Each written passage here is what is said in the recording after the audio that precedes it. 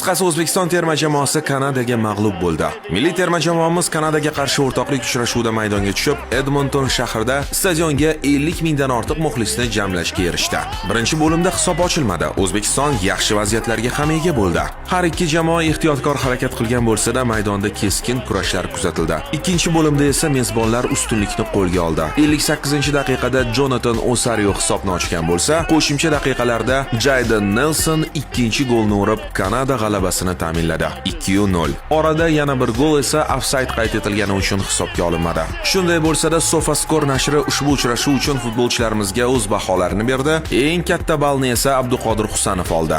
7.1. Eng past baho esa Otabek Shukurovga tegishli. 5.9 baho. Eslatib o'tamiz, Kanada 2026-yilgi Jahon chempionati mezbonlaridan biri hisoblanadi. Mundialga tarixda ilk bor yo'llanma olgan O'zbekiston esa turnir oldidan kuchli raqiblarga qarshi tayyorgarlik uchrashuvlarini davom ettirmoqda. Keyingi raqib Niderlandiya bo'ladi.